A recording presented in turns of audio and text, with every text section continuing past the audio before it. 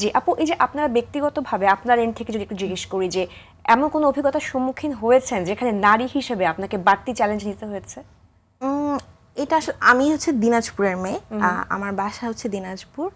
আমার ফ্যামিলিগত দিক থেকে কোনো সমস্যা হয়নি। আমি যখন 2020 সালে লাল সবুজের সাথে যুক্ত হওয়া, তার আগে আমি নিজে নিজে ছোট ছোট ইনিশিয়েটিভ নিয়েছিলাম, কিন্তু একদম অর্গানাইজেশনালভাবে 2020 সাল থেকে আমার যাত্রাটা শুরু হয়। আমার ফ্যামিলিতে কোনো ইস্যু না হওয়ার কারণ হচ্ছে আমার আম্মু ডেভেলপমেন্ট সেক্টরে কাজ করতো দীর্ঘদিন, প্রায় 30 বছর। তো যার কারণে দেখা গেছে যে সবাই বলতো যে আমার আম্মুর ব্লাডটা আমার কাছে আসবে বা জিনটা আমার কাছে আসছে, যে আমার আম্মু ডেভেলপমেন্ট সেক্টরে কাজ করছে, আমিও সেখানে আগ্রহী।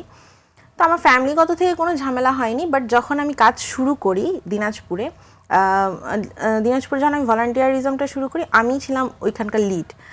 তো আমি যখন কাজ করতে যাইতাম, ওরা না মানে এরিয়ার মানুষগুলো খুব একটা ভালো চোখে দেখতো না।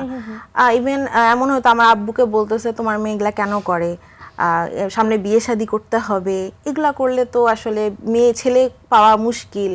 তো এই জিনিসগুলা আমার বাবার কানে আসছে বা আমার আম্মুর কানেও আসছে।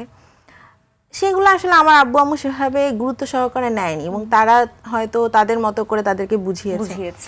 আর সামাজিক দৃষ্টিভঙ্গির আসলে একটা বড় বিষয় রয়েছে। এক্স্যাক্টলি, যে আমি যে কোনো কাজ করতে চাই না কেন করতো, সেটা আসলে করে কি লাভ, পড়াশোনার ক্ষতি হচ্ছে, এই বিষয়গুলো আসলে চলে আসছে। আপু যদি এখানে কিছু অ্যাড করেন। একই রকম আপু, যে বিনীতা যে গল্পটা বলল, সবার ক্ষেত্রে আমি যেটা আপনাকে বলছিলাম যে পরিবার থেকে আসলে প্রথম ওয়েবটা আসে। যখন পরিবার এটাকে গ্রহণ করে তখন আসলে সামাজিক অনেক ধরনের চাপ তৈরি হয়। আমরা যেমন প্রতিষ্ঠান বেস কাজ করি আপু, সেখানেও বেশ কিছু প্রবলেম আমরা দেখতে পাই।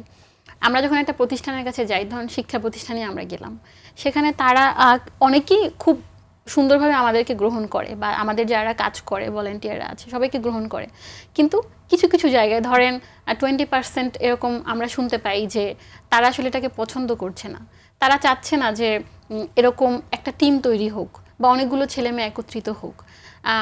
আসলে এখন জেনজি যে ওয়ার্ড, এটা আসলে কিছুটা অর্থে নেগেটিভ দেখা হয়, কিন্তু জেনজিরা যে একসাথে মিলে অনেক ভালো কিছু করতে পারে, সমাজের জন্য পজিটিভ যে উন্নয়নে কাজ করতে পারে, এটার ক্ষেত্রে কিছুটা বাধা আপু পোহাতে হয় আমাদের সবাইকেই, আমাদের সকল টিম মেম্বারদেরকে কিছুটা হলেও হয়।